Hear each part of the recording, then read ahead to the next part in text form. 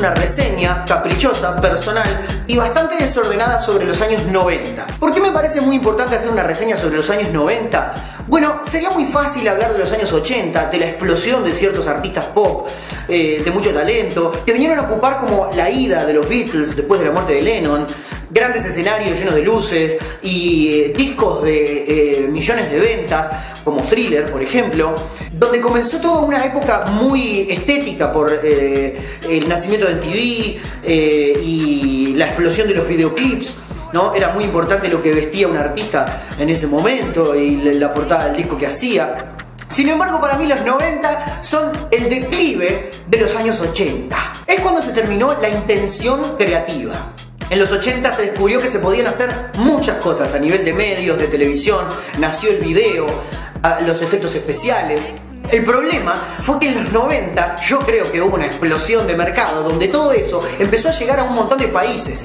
Llegaron las computadoras y casi todo era posible. Así es que todo se fue al carajo creativo, básicamente, quizás por un exceso de posibilidades. Los 90 es una época totalmente desordenada. Fuimos invadidos por materiales de baja calidad y colores fluo. Los 90 es una época totalmente cambalachesca, donde todo valía. Y son esa época que quizás te pasó en tu preadolescencia o en tu adolescencia, que todavía no sentís que es como para reseñar y tener nostalgia e ir a la fiesta del Ecuador para escuchar esa música, porque todavía no querés admitir que los 90 son la nueva nostalgia. Todavía pensás que esas cosas están vigentes y los pibes que tienen 5 años menos que vos no saben lo que son. Para mí en los 90 murió la intención creativa. Comenzó el imperio de la frase, si ya está todo inventado. Así que vamos con este resumen de los años 90 para que te des cuenta que eso ya pasó hace 25 años.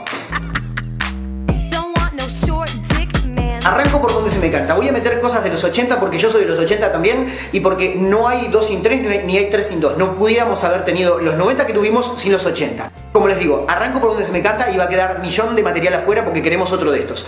Fito Páez, un flaco descarnado con una especie de zombie timbartoniense que además cantaba canciones como para abrirse las venas. De hecho, en algunas se mencionaba el tema del suicidio. Un tipo de una vida totalmente tortuosa donde se murieron sus primas, sus tías, prácticamente como músico argentino se estaba muriendo de hambre y salió a la calle con algunas canciones tan oscuras y otras tan luminosas que la conjunción fue tremendamente poderosa. Tanto lo veías cantarle a las tumbas de la gloria, caminando por un cementerio, como tocando el piano a lo Lennon o haciéndose el Beatle con su Circo Beat. El Aqua Pocket, sin pilas, un cuadradito así, con 2 acrílicos, agua adentro y el desafío de tener que embocar unas pelotitas pasándose. De repente, capaz que vos decís, ¡ay, me pasaba horas! Yo creo que los primeros 10 minutos le encontrabas la vuelta y después era como que siempre la metías por el mismo lado. Listo. Pero fue como que la alegría del Aqua Pocket nos duró toda la década, ¿no? ¡Ay, el Aqua Pocket! ¡Oh, ¿te acordás? ¡El Aqua Pocket! Yo creo que jugaba los primeros 5 minutos. Alf, antropomorfo, lejano, fantástico. El peor de los nombres para un personaje. Era muy gracioso. Para mí, Alf es como la analogía del pariente latino indocumentado que vive en casa de la familia tipo yankee, ¿verdad? Que obviamente no puede salir porque se lo llevaría a la justicia. En el caso de Alf se lo llevaría el FBI, la CIA, para hacer investigaciones, y entonces vive su vida escondido de los vecinos y haciendo compras por teléfono y hundiendo a la familia y además compartiendo algunas costumbres raras, latinas, mucho más chévere, ¿no? Que estos fríos yanquis, como por ejemplo comerse al gato. Pero de verdad, yo creo que se trata de la analogía del pariente latino que vino a casa a vivir y que, bueno, nos enseña lecciones de vida. Por lo que la familia termina aprendiendo a vivir a lo Melmac, ¿no? En este caso, con un poco de sangre latina. Voy a meter una que para mí es de los 80, pero la quiero meter porque nadie se acuerda. Voy a hablar de Automan. Automan era una serie donde había un tipito que, no me acuerdo por qué, una chispa salía de una supercomputadora y esa chispa podía diseñar cosas 3D que él podía utilizar para resolver casos y cosas. Que era, todo esto era maravilloso, pero la chispita esa solo podía dibujar una moto, un auto y un helicóptero. Se llamaba Automan y la meto acá por si alguien se acuerda, pero en realidad voy a hacer una super mezcla. Voy a hablar de Jugate Conmigo, de Clave de Sol y qué más, de Feliz Domingo para la Juventud. Es como... y Carrusel. ¿No? ¿Para qué dije? Jugate Conmigo, este invento maravilloso de Cris Morena con el que se llenó de guita, después hizo Chiquititas, ¿verdad? Clave de Sol, donde salieron todos los tipos y los actores de los próximos 10, 15 años y hacían de niños. Cebollitas, subcampeón, o sea, entendamos el tema del proceso del maestro Tavares, ¿no? Hacer una serie con inferiores para después que crezcan. Es una inversión a largo plazo, medios, ¿no? Invertamos en niños púberes, en chicos que no se hayan desarrollado, que además nos cobran barato y después generan un montón de ganancias porque van creciendo, la gran Harry Potter. Pónganme acá a la hora que daban Matlock. El mejor abogado que cobraba $1 millón por cada caso porque no quería laburar, ya estaba por fuera, pero siempre usaba el mismo traje. Además tocaba el banjo.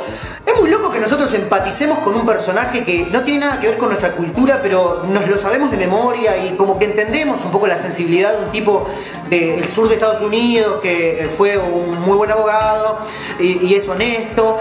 Es como si nosotros popularizáramos una serie de un abogado de Uruguay, de Tacuarembó, que por ahí le gusta tocar el tamboril y la podamos vender en Estados Unidos, en España, en Rusia. Hay que aprender un poquito de negocios, ¿no? ¿Por qué a ellos les funciona y a nosotros no? Uno de los pilares de la fortuna del emperador Cacho de la Cruz. El bata bata y el micrófono con eco. Desde la inmensidad del espacio llega para los niños Ultraton. Es de profesional. Éxito económico que quizás no hubiera sido la bataola de despilfarro que tuvieron nuestros padres para atacar la fábrica Peñarol para ir a buscar ese micrófono sin quizás la influencia artística de Yacimel.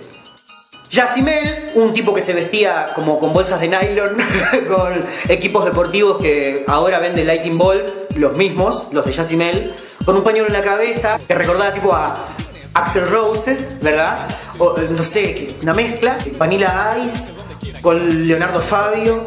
Un tipo precursor de lo que es el artista pop uruguayo. Si él no se le hubiese ocurrido hacer el Fue Amor y ir a lo de Omar Gutiérrez y qué sé yo, no hubiera nacido Monterrojo, Chocolate, que son eso, artistas pop que se pusieron una pilcha y salieron a vender un hitito.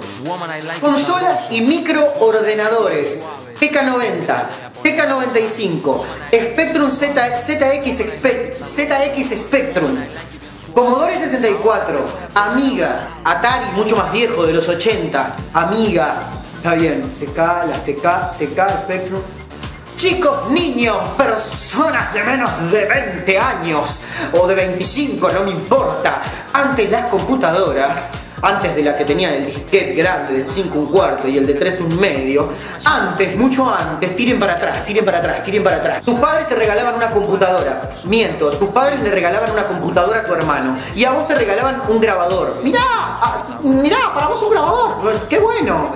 Un electrodoméstico, un grabador. Qué bien, puedo jugar a ser periodista. Pero resulta que la computadora se la habían regalado a él y a vos te habían regalado el grabador. El grabador era para enchufar al lado de la computadora porque los juegos venían en un cassette de audio y había que escuchar un sonido espantoso durante unos 15 minutos.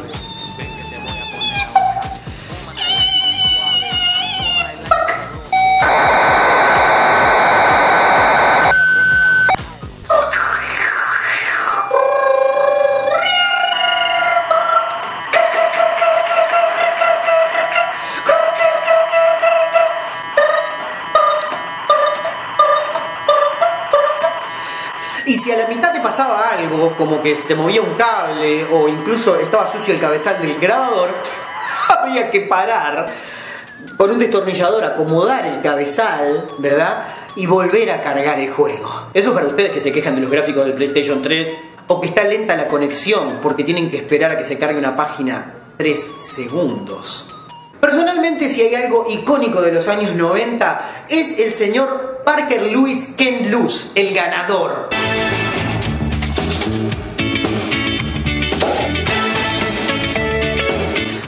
pasaban a las 5 o 6 de la tarde, cuando uno por ahí venía del liceo, y que es todo lo que se puede decir acerca de los 90.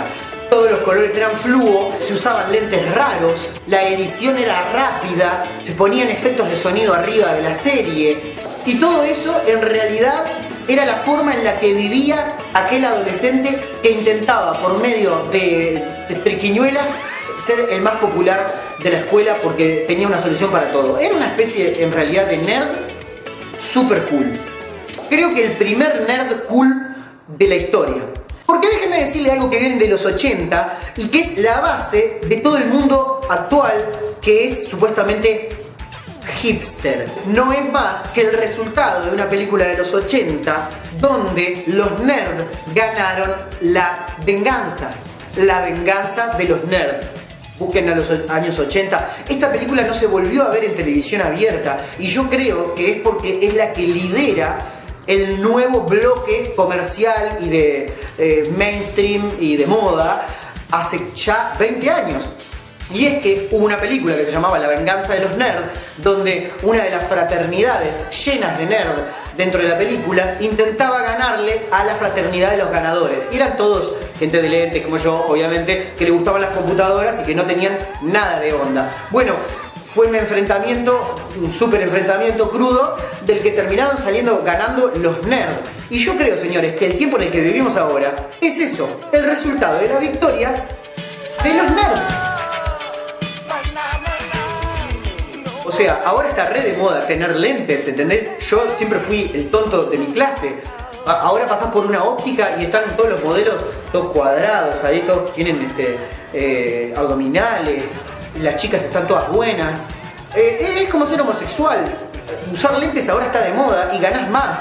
A las chicas les gusta más, parece que es cool. Yo lo único que pienso cuando veo a esos tipos todos cuadrados, divinos, usando lentes en los carteles de las ópticas, realmente lo único que pasa por mi mente es ¿por qué estos desgraciados no se quedaron cegatones hace 20 años y pusieron de moda los lentes? Así yo la ponía antes de salir de la facultad.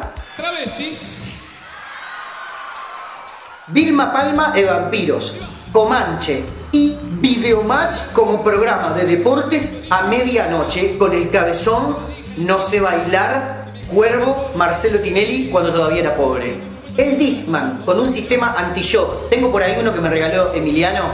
Anti-shock por 12 segundos. Quiere decir que vos le pegabas, porque era una cosa grande, difícil de llevar. Entonces ibas caminando y al recibir los golpes aguantaba 12 segundos el golpe que le habías dado. 12 segundos después vos le habías dado otro golpe y en algún momento ese ciclo era interrumpido porque te saltaba el disco y te hacía los discos pelota y después salía todo rayado ahí adentro.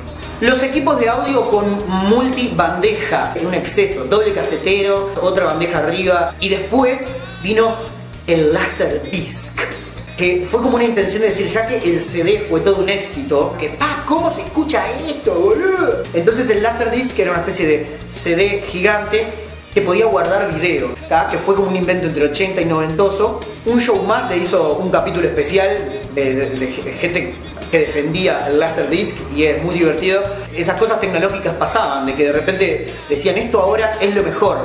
Y era un mamotreto así que salía carísimo el lector y carísimo el Laserdisc. Y bueno, que se escuchaba mejor y que bueno. Ahora, en este momento que se está grabando este video, es el Blu-ray lo último. Lo digo para que dentro de 10 años nos riamos. Ahora, en este momento, lo que mata es el Blu-ray. En los 90 Roberto Pettinato intentó hacer un late night show. Yo creo que fue el mejor late night show que tuvo el Río de la Plata. Duro de acostarse, se llamó en su momento, y que acá en Uruguay tuvo, digamos, su réplica, que fue Noche de Miércoles con Orlando Pettinato. Que no fue el mejor late night show que tuvo el Uruguay. Y si fue, capaz que fue el mejor que tuvo Uruguay.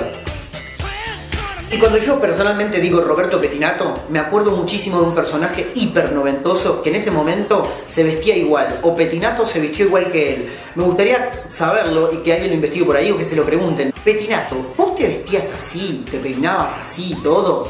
¿Tu onda venía de Max Headroom?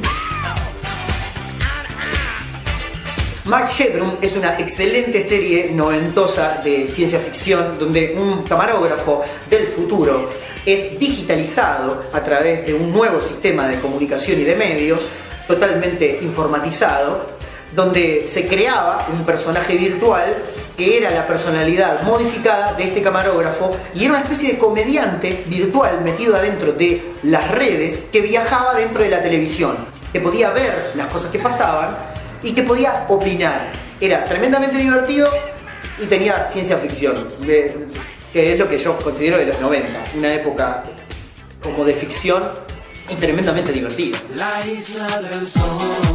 Y sí, voy a dejar afuera al Castillo de la Suerte, a los Supercampeones, a Si lo sé no vengo, al Juego de la Oca, Claudio Tadei. Voy a dejar por afuera a Brigada Cola, voy a dejar por afuera a Yuya, voy a dejar por afuera a Alanis Morissette, voy a dejar por afuera a Nirvana, porque eso lo vamos a ver en el próximo noventazo. Así que no te muevas de ahí porque el tiempo sigue pasando y en cualquier momento hago un resumen de alguna otra época y te volvés a sentir viejo. No puedo seguir más porque esto es larguísimo. Como les decía, los 90 es un lugar mucho más denso por dentro que por fuera. Así que nos vemos en el próximo noventazo. Sigan envejeciendo.